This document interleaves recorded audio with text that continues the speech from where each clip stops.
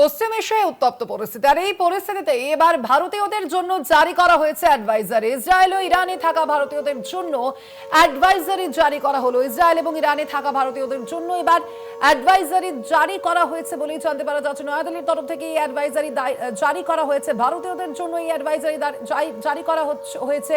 দেখাচ্ছে আপনাদের সেই অ্যাডভাইজারি। একাধিক বিষয় এখানে বলা হয়েছে। নয়াদিল্লির তরফ থেকে ভারতীয়দের জন্য এবার জারি করা হলো বিশেষ অ্যাডভাইজারি। ইসরায়েল ও ইরানে থাকা ভারতীয়দের জন্য এই অ্যাডভাইজারি জারি করে দিল্লি সতর্ক থাকার বার্তাও দিয়েছে।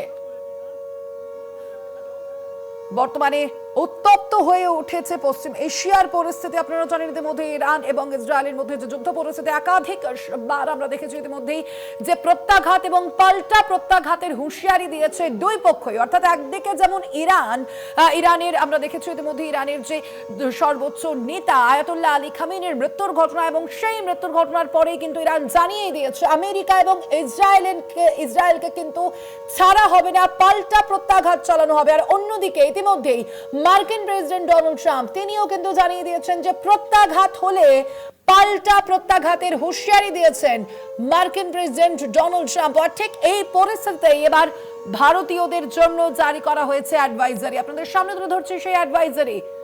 একাধিক সতর্কবার্তা দেওয়া হয়েছে নয়াদিল্লির তরফ থেকে।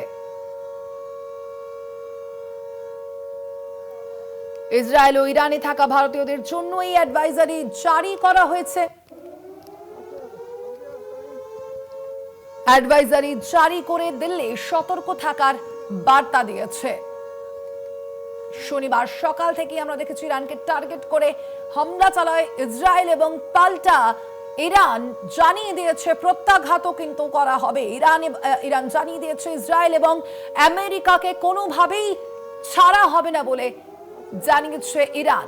ভারতীয়দের জন্য ইতিমধ্যেই জারি করা হয়েছে অ্যাডভাইজারিও। ইসরায়েল ও ইরানে থাকা ভারতীয়দের জন্য এই অ্যাডভাইজারি জারি করা হয়েছে।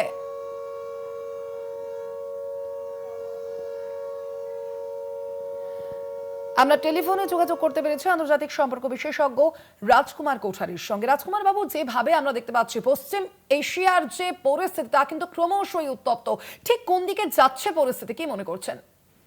না, আপনাদের চ্যানেলকে নমস্কার জানাচ্ছি সবার আগে, এবং তারপরে যেটা বলছি যে গতকাল থেকে ইরানের উপরে যে সামরিক হামলা হয়েছে মার্কিন যুক্তরাষ্ট্রের নেতৃত্বে এবং ইসরায়েলকে সঙ্গে রেখে, এই একটা ভয়াবহ হামলা, মানে গত কয়েক দশকে পশ্চিম এশিয়ার মানুষ এরকম হামলার সম্মুখীন হয়নি। দ্বিতীয় বিষয় হচ্ছে যে এই হামলার ভয়াবহতা এবং ইম্প্যাক্ট এতটাই সুদূর প্রসারী। লক্ষ্য করুন যে শুধু ইরানের মধ্যে সীমিত বা সীমাবদ্ধ নয়, এটা গোটা পশ্চিম এশিয়াতে ছড়িয়েছে, এবং পাশাপাশি পশ্চিম এশিয়ার বাইরেও আমি দেখছিলাম একটা টেলিভিশন চ্যানেলে যে পাকিস্তানে, সেখানেও যে মার্কিন দূতাবাস তার উপরে আগুন ধরানোর চেষ্টা চলছে এবং সেখানে ভেতরে দুষ্কৃতীরা ঢুকে পড়েছে। সুতরাং সব মিলিয়ে একটা ভয়াবহ এবং উত্তপ্ত পরিস্থিতি ইরানকে কেন্দ্র করে তৈরি হয়েছে, এবং এই পরিস্থিতি ক্রমশই জটিল থেকে জটিলতম আকার ধারণ করছে। তার কারণ হচ্ছে পশ্চিম এশিয়াতে ইউএইর মতন রাষ্ট্র, যারা শান্তিপ্রিয় বলে পরিচিত গোটা বিশ্বের কাছে, এবং দুবাই ইউএইর মতন জায়গাতেও আমরা দেখলাম একটা পরিস্থিতি অশান্ত হয়েছে এবং পোর্টে হামলা হয়েছে, এবং সামগ্রিকভাবে যাতায়াত যোগাযোগ ব্যবস্থা সম্পূর্ণ বিপর্যস্ত হয়েছে। এয়ার সিস্টেমটা পুরো ডিসরাপ্ট, প্যারালাইজড হয়ে গেছে। তো এর ফলে পশ্চিম এশিয়ায় খামেনির অনুপস্থিতিতে একটা নতুন ধরনের উদ্বেগ এবং উত্তপ্ত পরিস্থিতি যে তৈরি হয়েছে, সেটা দেখার যে কিভাবে আগামী দিনে ইরান এবং মার্কিন যুক্তরাষ্ট্র এই বিষয়টাকে নিয়ন্ত্রণে নেবার চেষ্টা করে। ইরানের দিক থেকে যেটা চলছে সেটা হচ্ছে এই মুহূর্তে যেটা ফিল করছি, আমরা বুঝতে পারছি যে নেতৃত্বের অভাব। একটা ট্রানজিশনাল অ্যাডমিনিস্ট্রেশন তৈরি করার কথা ভাবা হয়েছে, যাদের হাতে দায়িত্ব থাকবে আপাতত ইরানে কিভাবে আগামী দিনে সামরিকভাবে এবং নিজেকে প্রস্তুত করে মোকাবিলা করবে এই সমস্ত চ্যালেঞ্জগুলোর। কিন্তু পাশাপাশি ইরানের ক্ষেত্রে যেটা খুব তাৎপর্যপূর্ণ, ইরান কিন্তু সামগ্রিকভাবে একটা ডিভাইডেড হাউস হয়ে রয়েছে। ইরানের বেশ কয়েক দশক সময় ধরে আমরা দেখছি যে সাধারণ মানুষ নির্যাতিত, নিপীড়িত এবং বিভিন্নভাবে তারা এই রেজিমের এগেনস্টে বিভিন্ন সময়ে তারা জিহাদ ঘোষণা করছিলেন, আন্দোলন করছিলেন। সুতরাং এটা একটা মানে ইকুয়েশন ইরানের অভ্যন্তরে ডেভেলপ করেছে যে ইরান পুরোপুরি ডিভাইডেড হাউস হওয়ার ফলে এক শ্রেণীর মানুষ যারা খামেনি পন্থী তারা মার্কিন যুক্তরাষ্ট্রের বিরুদ্ধে জিহাদ ঘোষণা করবে, এটাই স্বাভাবিক। আর যারা খামেনি পন্থী চিন্তাধারাকে সমর্থন করেন না তারা অবশ্যই মার্কিন যুক্তরাষ্ট্রকে বাহবা দেবে। তো সব মিলিয়ে এখন পরিস্থিতি ক্রমশ ভয়াবহ এবং উত্তপ্ত হচ্ছে এবং শোনা যাচ্ছে যে পরমাণু যুদ্ধ পর্যন্ত হতে পারে, পারমাণবিক অস্ত্রের প্রয়োগ হতে পারে।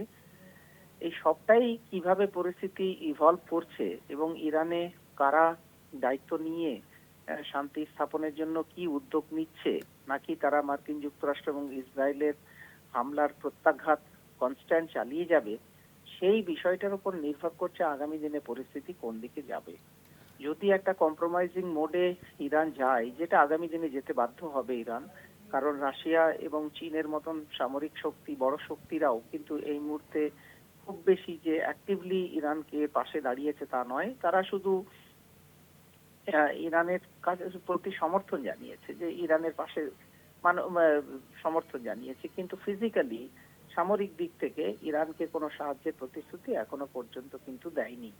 তো সেই পরিস্থিতিতে আমাদের দেখতে হবে যে পশ্চিম এশিয়ায় পরিস্থিতি যত জোরালো ভয়াবহ হবে তার ইম্প্যাক্ট পশ্চিম এশিয়া এবং গোটা বিশ্বের উপরে পড়বে।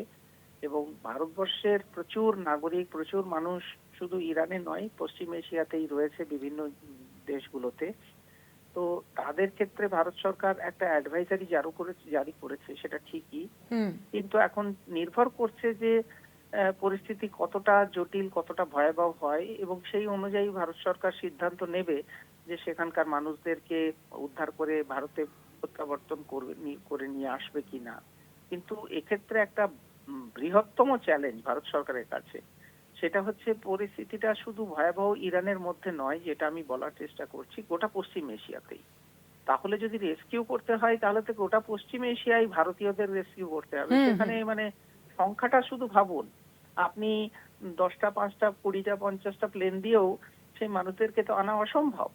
সুতরাং এই মুহূর্তে ভারত সরকার চাইলেও এই মানুষদের কে প্রত্যাবর্তনের ব্যবস্থা করতে পারবে না। সুতরাং সব মিলিয়ে এটাই দেখার যে পরিস্থিতি কিভাবে ইভলভ করে, কোন দিকে এগোয়, এবং আগামী 24 থেকে 48 ঘন্টা সময়টা খুব ক্রুশিয়াল। যদি দেখা যায় যে প্রত্যাঘাত ইরান আনছে মার্কিন বাহিনীর উপরে, মার্কিন অ্যাসেটস এর উপরে, ইসরায়েলের বিরুদ্ধে, তাহলে অবশ্যই ভারতকে আরো বেশি সুচিন্তিত ভাবে একটা পদক্ষেপ নিতে হবে, যাতে তার নাগরিকরা সুরক্ষিত থাকে এবং সুরক্ষিতভাবে ফিরে আসতে পারে। একেবারে অবশ্যই আমাদের সেদিকে নজর থাকবে। এবার ভারতের পক্ষ থেকে ঠিক কি পদক্ষেপ নেওয়া হয়, অবশ্যই ভারতের অবস্থান সম্পর্কেও আমাদের নজর থাকবে। আপাতত ধন্যবাদ আপনাকে। আমরা কথা বলছিলাম, আমাদের সঙ্গে ফোন লাইনে ছিলেন আন্তর্জাতিক সম্পর্ক বিশেষজ্ঞ রাজকুমার কোঠারি।